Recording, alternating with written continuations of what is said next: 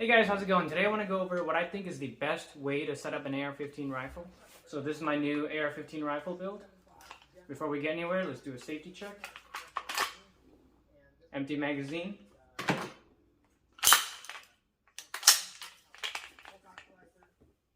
And we are empty. So I chose a 16-inch barrel for this rifle. It is a Ballistic Advantage SPR barrel. It is 416R stainless, 223 wild, 1 in 8 twist, high pressure tested, magnetic particle inspected. That was a mouthful, I had to remember that. So anyways, it is a fluted barrel, which means it has a similar contour to a heavy barrel, but you get the lightweightness of a medium contour barrel, but still maintain that rigidity similar to a heavy barrel. And since it is fluted, it means it has more surface area for air to cool it down. Now I chose 16-inch barrel because I think it's still short enough to maneuver with, but it still gives you the ballistic capabilities and allows you to shoot out a little bit farther if you need to engage targets at like 500-600 yards. It'll lend itself well to that. My next thing I want to go over that I think is the second most important thing is the optic. This is a low power variable optic. This is the Trijicon Credo HX 1-6. It is mounted on a Midwest Industries QD mount. I think it's the perfect setup. And why did I choose a low power variable optic? Because I think it still gives you the speed on 1 power as a red dot or similar speed. It's probably going to be a little bit slower than a red dot, but it's still pretty fast. So 1 power, you get that speed, and then 6 power if you need to engage farther targets, identify stuff at farther ranges, you can do that. You need to shoot 200-300 yards, maybe out to even like 600 yards, you can do that. So I think a low power variable optic is the best of both worlds. So, I mean, you could go with a red dot, you could go with a red dot and magnifier, but I think just going with a low power variable optic is the best of all worlds. So I chose a collapsible stock here. This is the Veltor E-Mod. So it's got that storage capability back here, right? And it's also got storage capability in the cheek rest. So Magpul MOE grip. I chose a Magpul enhanced sling as well. It's got the QD mount right here. It's also got a QD mount right here. Now, for the handguard, I chose a Bravo Company Manufacturing MCMR 13, which means this is the M-Lock handguard, 13 inches. Excellent rail, excellent free float rail. I think it looks really nice, and it's probably one of the better rails out there. It's pretty sturdy and very lightweight, so that is excellent.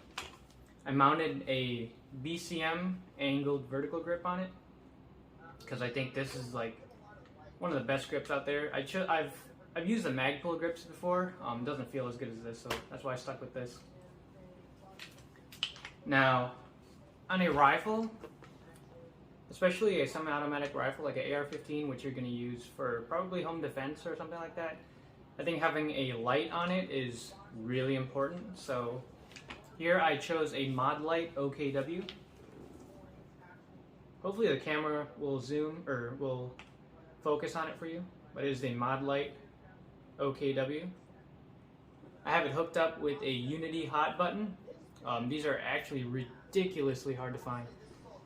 They're super popular, they're very innovative, and that's why these are all out of stock, so yeah, I chose that. Let me get in a good angle for you here. So here's my vertical grip. This is how I grip my rifle, kind of like a C-clamp grip. And then my thumb, I just flip it over here and then hit the light. Also the switch is momentary. If you push it in halfway, it'll be momentary. Or if you click it in all the way, it'll be constant on.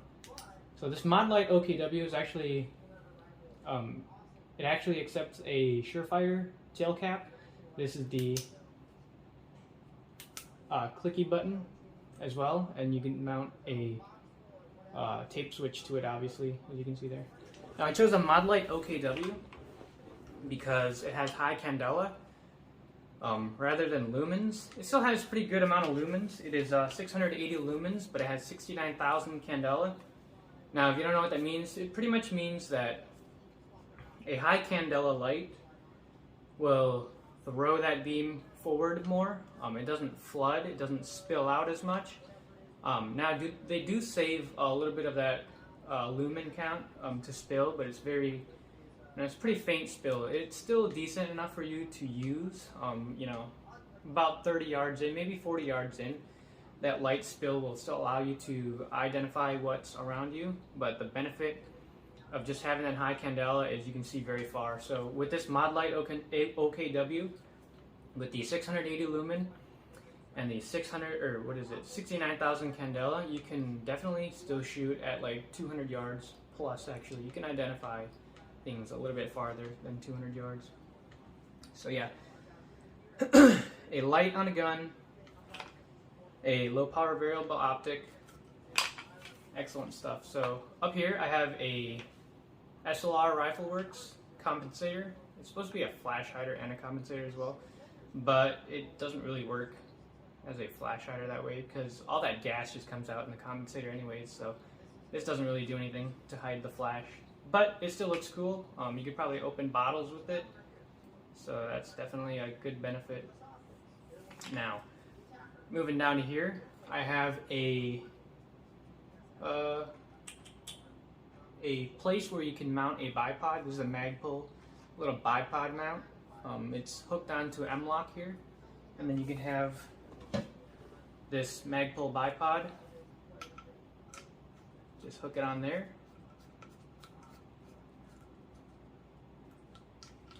Now you have the capability to rest the gun and engage targets a little bit farther. And with this Ballistic Advantage barrel, it's a sub-MOA barrel with the right ammunition. And since it is a SPR barrel, it'll lend itself well to maintained accurate fire, because it doesn't heat up as much and it cools down pretty fast since it is a fluted barrel. What else? This is the Aero Precision. These are the Aero Precision upper and lower receivers. It is the M4E1. Why did I choose the M4E1? Well, first of all, because it looks cool. Okay. And also, it is forged. It looks kind of like a billet. Forged. And it has more material than a standard AR-15 upper and lower receiver. So I definitely like that. It's a little bit heavier than a standard upper and lower, but it gives you that durability of having that more material. So now magazines, that's something that rifles need to have to be reliable. So you can have a very reliable gun, but if your magazine is a piece of garbage, it's not going to work. So what I recommend is the Magpul Gen 3 PMag. This is the windowed version.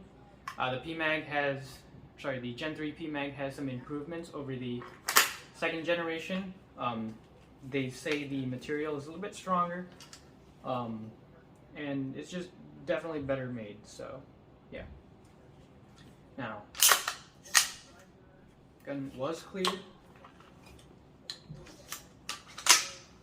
Now, the nickel boron bolt carrier group that you see in there is actually from Palmetto State Armory. I don't think Palmetto State Armory actually makes it. They probably don't make a lot of their stuff. But based on looking at the bolt carrier group, the grade 8 screws are very, sorry, what am I trying to say? They're staked very well, yes. They have grade 8 screws and they're staked very well. The gas keys look, fine. There's no machining marks or anything. The bolt carrier is an M16 profile bolt carrier group. The bolt itself is a Carpenter 158 steel. It is high pressure tested, magnetic particle inspected, so you get all that mil-spec Gucci-ness. And based on looking at the nickel boron, it's very evenly coated. Everything looks proper on it, so I chose that. And I've run that on a lot of on a lot of guns as well. I have a Springfield Saint over there that has that same bolt carrier group. I have this gun right here. This is another build that I did that has that same nickel boron bolt. Excellent bolt. I've never had any problems with it. On one of my other guns, I have about 4,000 rounds through that bolt, and you know, it's carbon just wiped off of it. As long as you just oil it, you maintain lubrication, that thing's just going to run. So I've not had any problems with that bolt. Next important thing is the trigger. So this is the Geissele SSAE trigger. Geissele makes probably the best triggers out there in my opinion. The Geissele SSAE is probably the best trigger on the market, or at least the non-cassette type trigger. Yeah, so I think it's a 3.5 pound trigger.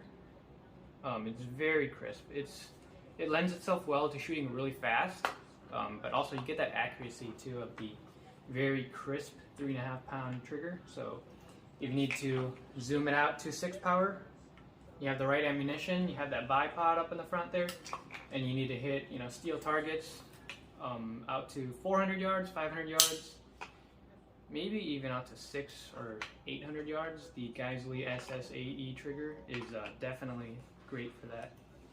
Now the controls for it, it's just a standard Aero precision controls. So this is the bolt release, just standard safety, non-ambidextrous.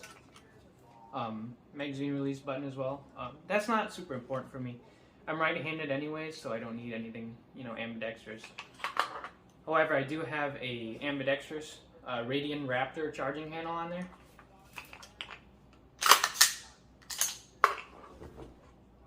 Probably the best charging handle on the market. It is made from 7075 T6 aluminum, and it's just great. I run this on another one of my rifles too, and I've never had any problems with it. I think the latches are good. The machining is really well made on it.